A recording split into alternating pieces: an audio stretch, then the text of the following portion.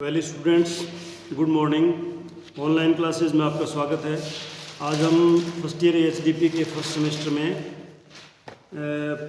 पशुपालन प्रसार शिक्षा का चैप्टर नंबर 7 सामुदायिक विकास यानी कम्युनिटी डेवलपमेंट के बारे में अध्ययन करेंगे। इससे पूर्व के लेसन्स में हमने कम्युनिटी डेवलपमेंट के बारे में अध्ययन किया था कि कम्युनिटी डेवलपमेंट क्या है। विभिन्न विद्वानों ने इसके बारे में, कम्युनिटी के बारे में क्या क्या परिभाषाएं दी थी, और कम्युनिटी है, समुदाय को भारतीय परिवेश में हम मुख्य रूप से कितने भागों में बांट सकते हैं। तो हमने 3 भागों में इसको बांटा था, आदिवासी, ग्रामीण और शहरी समुदाय के रूप में। और उनके हमने विभिन्न जो इसके स्तर थे, जीवन के स्तर है, उनके आधार पर इनका डिफ्रेंशिएशन किया था हमने। वो जीवन के 14 स्तर जो है उनके आधार पर हमने इनका किया था। जैसे मान लो समुदाय का आकार क्या होता है, उनकी आवास की व्यवस्था क्या है, खान पान रीति रिवाज क्या है, कामकाज का विभाजन कैसे करते हैं, सामाजिक आर्थिक और जीवन की गुणवत्ता क्वालिटी क्या है स्तर के रूप में उनके, मतलब सामाजिक और आर्थिक स्तर तथा जीवन की गुणवत्ता, उसके आधार पर कामकाज हेतु जो बाहर पलायन करते हैं उसके आधार पर। तो ये हमने डिटेल में इसका डिफ्रेंशिएशन पढ़ा था। आज हम एक्चुअल में सामुदायिक विकास जो है वो क्या है उसके बारे में अध्ययन करेंगे।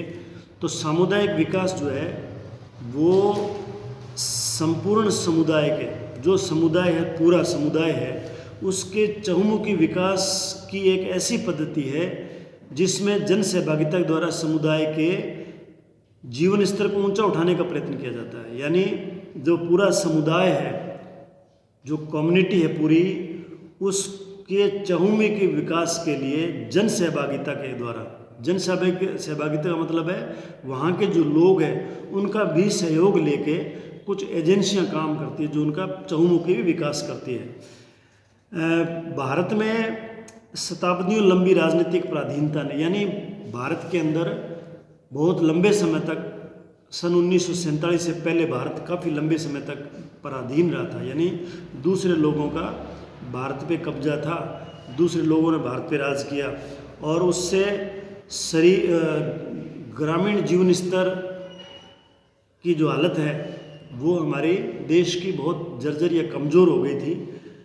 इस अवधि में न केवल परस्पर सहयोग कम हुआ, लोगों का आपस में विश्वास तो रहा ही नहीं, लेकिन देश जब आज़ाद हुआ तो स्वतंत्रता प्राप्ति के समय जो समाज में विषम परिस्थितियां थी, मतलब गरीबी थी, अशिक्षा थी, क्योंकि जब देश गुलाम होगा तो उसकी तरफ दूसरा आदमी क्यों ध्यान देगा, जिसने उस पे जिन्होंने जिस देश ने उनको गुलाम बनाया था वो सिर्फ उनको गुलाम बना के रखते थे, उनसे काम लेते थे, बाकी उनको शिक्षा या उनके सुविधा की तरफ ध्यान नहीं देते थे। तो ऐसी विषम परिस्थितियाँ भारतीय समाज में पैदा हो गई थी, और उन विषम परिस्थितियों का उल्लेख करते हुए एक विद्वान हुए थे टेलर। उन्होंने स्पष्ट किया कि उस समय जब देश आज़ाद हुआ, भारत में व्यापक निर्धनता के कारण, यानी भारत जो है निर्धन था, तो उसके कारण प्रति व्यक्ति आय जो है वो दूसरे देशों से इतनी कम थी, दूसरे देशों के तुलना में भारत के आम आदमी की इनकम इतनी कम थी कि भोजन के अभाव में, यानी उनको वो अपना एक टाइम का भोजन भी नहीं खा सकते थे, उसके अभाव में लाखों लोगों की मृत्यु हो रही थी। कुल जनसंख्या का काफ़ी भाग प्राकृतिक तथा सामाजिक रूप से एक दूसरे से बिल्कुल अलग थलग था। यानी जो भारत का काफ़ी भाग था या लोग थे वो सामाजिक और सांस्कृतिक रूप से एक दूसरे से बिल्कुल अलग थलग थे। वो उनकी आपस में मेल नहीं खाते थे। ग्रामीण उद्योग नष्ट हो चुके थे। जातियों का कठोर विभाजन, यानी जातियों का इस तरह का विभाजन था कि सामाजिक संरचना जो है समाज की वो विषाक्त हो चुकी थी, यानी उसको विषाक्त कर चुका था। लगभग 800 भाषाएं थी भारत में, लगभग 800 भाषाओं के कारण विभिन्न समूहों के बीच की दूरी निरंतर बढ़ती जा रही थी। यातायात और संचार की व्यवस्था अत्यधिक बिगड़ी हुई थी। यातायात का मतलब है आने जाने के साधन जो है, ये आप आज जो देख रहे हो हवाई जहाज़ या रेल या बसें, ये उस टाइम नहीं थी। और जो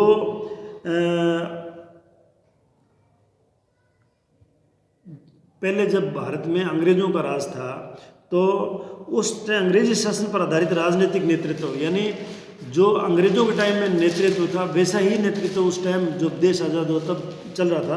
तो वो कोई उपयोगी परिवर्तन लाने में पूर्णतया असमर्थ था, यानी कोई परिवर्तन नहीं ला सकता था। वो जो अंग्रेज़ों के टाइम का राज था वैसा ही राज चल रहा था।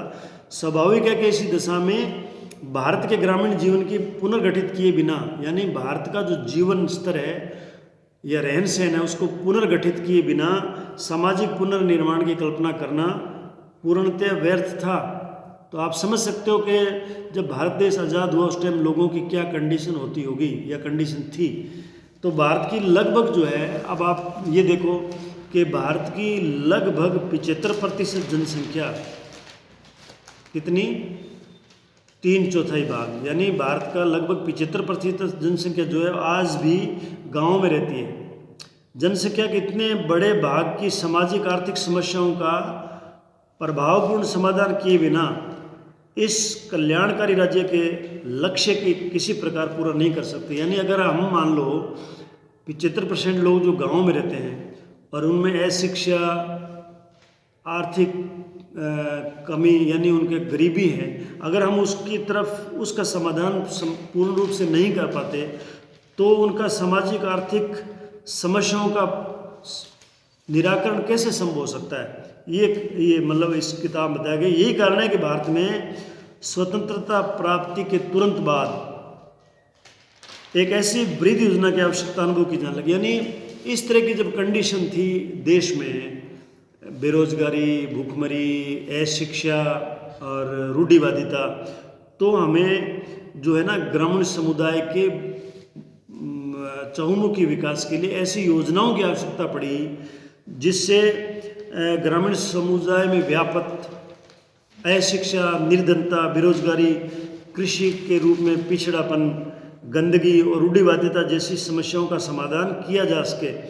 इन समस्याओं का समाधान करने के लिए ऐसी योजनाओं की आवश्यकता पड़ी। भारत में ग्रामीण विकास के लिए आवश्यक था कि कृषि की दशाओं में सुधार किया जाए।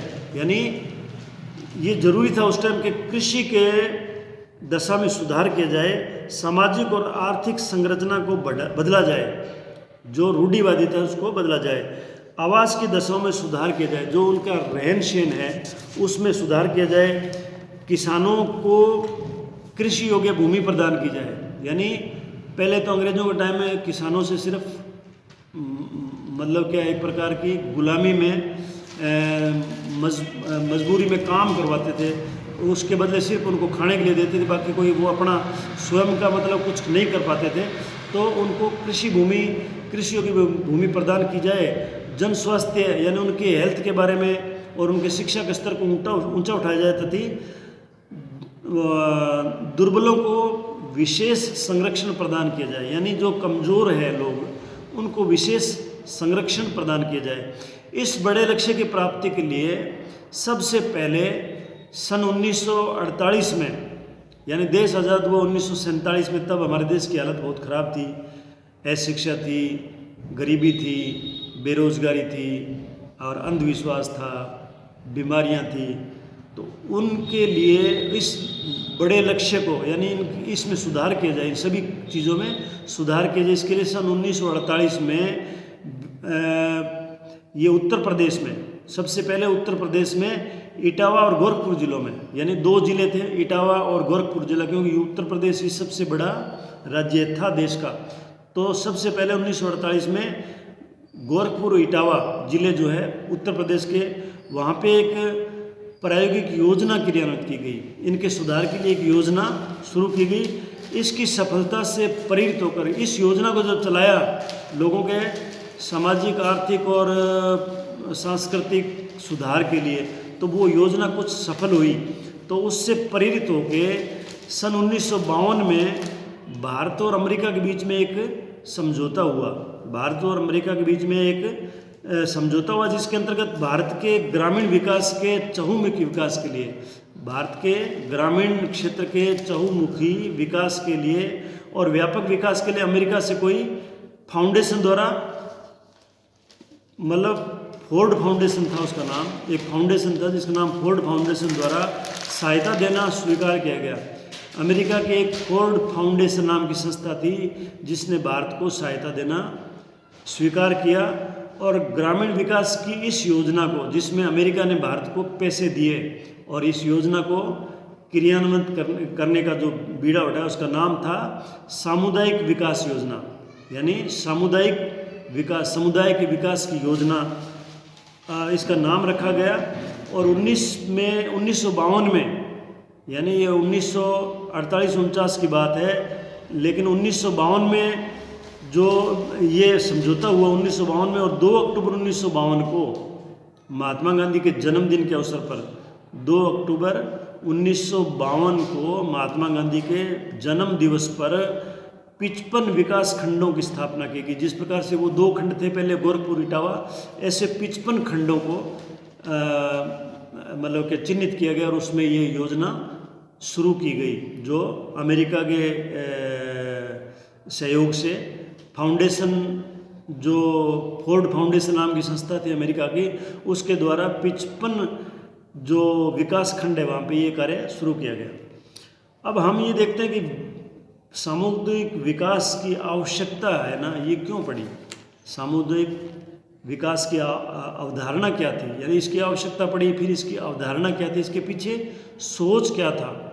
तो ग्रामीण विकास के अध्ययन में रुचि लेने वाले सभी अर्थशास्त्रियों के दृष्टिकोण से, जो भी अर्थशास्त्री थे उस टाइम के, जो ग्रामीण विकास के अध्ययन में रुचि ले रहे थे, अध्ययन कर रहे थे ग्रामीण विकास के बारे में, उनके दृष्टिकोण से सामुदायिक विकास के अर्थ को समझे बिना उन्होंने ये कहा, भाई जब तक आप सामुदायिक विकास के अर्थ को नहीं समझोगे, इस योजना के कार्यक्षेत्र तथा सार्थकता को समुचित ढंग से नहीं समझा जा सकता। भाई अगर आप मान लो इस सामुदायिक विकास के अर्थ को ही नहीं समझ पाओगे, तो फिर आप उसके इस योजना के कार्यक्षेत्र यानी काम करने के क्षेत्र और उसके सार्थकता को कैसे समझ पाओगे। तो समाजशास्त्रीय दृष्टिकोण से सामुदायिक विकास एक योजना मात्र नहीं है, बल्कि यह स्वयं में एक विचारधारा तथा संरचना है। मतलब ये एक प्रकार की योजना ही नहीं है, लेकिन ये अपने आप में एक विचारधारा तथा संरचना है। इसका तात्पर्य है कि एक विचारधारा के रूप में ये एक ऐसा कार्यक्रम है जो व्यक्तियों को उनके उत्तरदायित्वों का बोध कराता है, तथा एक संरचना के रूप में ये विभिन्न क्षेत्रों के पारस्परिक संबंधों और उनके पारंपरिक प्रभावों को स्पष्ट करता है। यानी इसका मतलब ये है कि वहाँ लोगों के उत्थान के लिए, विकास के लिए सिर्फ काम करना ही नहीं था, लेकिन उन लोगों को अपने उत्तरदायित्वों के प्रति जागरूक करना भी था। यानी उनको ये बताना भी था कि तुम्हारे विकास के लिए तुम्हें आगे क्यों आना चाहिए, यानी उनको उसके प्रेरित करना था। दूसरे शब्दों में ये कहा जा सकता है कि भारतीय संदर्भ में सामुदायिक विकास का तात्पर्य एक ऐसी पद्धति से है जिसके द्वारा ग्रामीण समाज की संरचना, आर्थिक साधनों, नेतृत्व में स्वरूप तथा जन सहभागिता के बीच समझ स्थापित करते समाज का चहुमुखी विकास करने का प्रयास किया जाता है। यानी इसका मतलब ये है कि लोगों को उनकी जो उत्तरदायित्व उसके बारे में समझाना और परस्पर जन सहभागिता के द्वारा उनके आर्थिक साधन जो है उनके पास में जो उपलब्ध हैं या समाज की जो संरचना है उसके अनुसार नेतृत्व के स्वरूप, यानी उनमें नेतृत्व के गुण पैदा करके और जन सहभागिता के बीच सामंजस्य स्थापित करके, यानी लोगों के द्वारा जो एजेंसियां काम करती है उनके बीच में सामंजस्य स्थापित करते हुए समाज का चहुमुखी विकास करने का प्रयत्न किया जाता है। यही इसकी विकास की, यानी जो सामुदायिक विकास की उसकी अवधारणा है। अब हम जो है ना ये आगे देखते हैं कि भाई ये शाब्दिक रूप से सामुदायिक विकास का अर्थ क्या है। शाब्दिक रूप से सामुदायिक विकास का क्या अर्थ है, यानी इसका शाब्दिक अर्थ है समुदाय का विकास या प्रगति। यानी आपने अब तक जो हमने पढ़ा उसमें आप ये समझ गए होंगे कि समुदाय किसे कहते हैं। तो समुदाय का विकास या उसकी प्रगति का मतलब ही सामुदायिक विकास है। इसके पश्चात भी सामुदायिक विकास की अवधारणा इतनी व्यापक और जटिल है कि इसके केवल परिभाषा और स्पष्ट कर सकना बहुत कठिन है। जो परिभाषाएं दी गई उनमें किसी के द्वारा एक पहलू पर अधिक जोर दिया गया और किसी, यानी हर विद्वान ने जो सामूहिक विकास है उसकी अलग अलग परिभाषाएं दी। किसी ने किसी पहलू पर ध्यान दिया, किसी ने दूसरे पहलू पर ज़्यादा ध्यान दिया, किसी ने तीसरे पहलू पर ज़्यादा ध्यान दिया। इसके पश्चात जो है कैम्ब्रिज विश्वविद्यालय में, यानी कैम्ब्रिज में एक सम्मेलन हुआ। एक सम्मेलन में सामुदायिक विकास को स्पष्ट करते हुए कहा गया, यानी कैम्ब्रिज जो है वहाँ पे एक सम्मेलन हुआ इस कार्यक्रम के लिए। उसमें फिर ये बताया गया कि सामुदायिक विकास एक ऐसा आंदोलन है। आपसे ये प्रश्न पूछा जा सकता है, कैम्ब्रिज में जो सम्मेलन हुआ उसमें सामुदायिक विकास की क्या परिभाषा दी गई, तो वो ये थी कि सामुदायिक विकास एक ऐसा आंदोलन है जिसका उद्देश्य संपूर्ण समुदाय के लिए एक उच्चतर जीवन स्तर की व्यवस्था करना है। संपूर्ण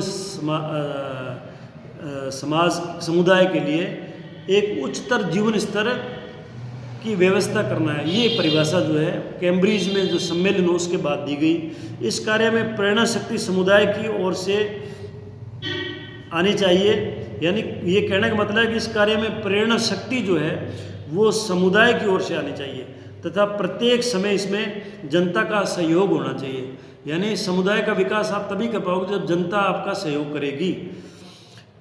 इस परिभाषा से स्पष्ट होता है कि सामुदायिक विकास ऐसा कार्यक्रम है जिसमें लक्ष्य प्राप्ति के लिए समुदाय द्वारा पहल करना तथा जन सहयोग प्राप्त होना आधारभूत दशाएं हैं। यानी इस समुदाय विकास का मतलब है कि समुदाय द्वारा पहल करना। जो समुदाय वो अगर पहल करेगा, इसमें भागीदारी निश्चित करेगा अपनी, और जन सहयोग प्राप्त होगा। यानी जिन लोगों के लिए आप विकास का काम कर रहे हो समुदाय के, उन लोगों का जन सहयोग जब प्राप्त होगा तो ये दो आधारभूत इसकी दशाएं हैं। एक तो लोगों में समुदाय द्वारा पहल करना, एक जन सहयोग प्रदान करना।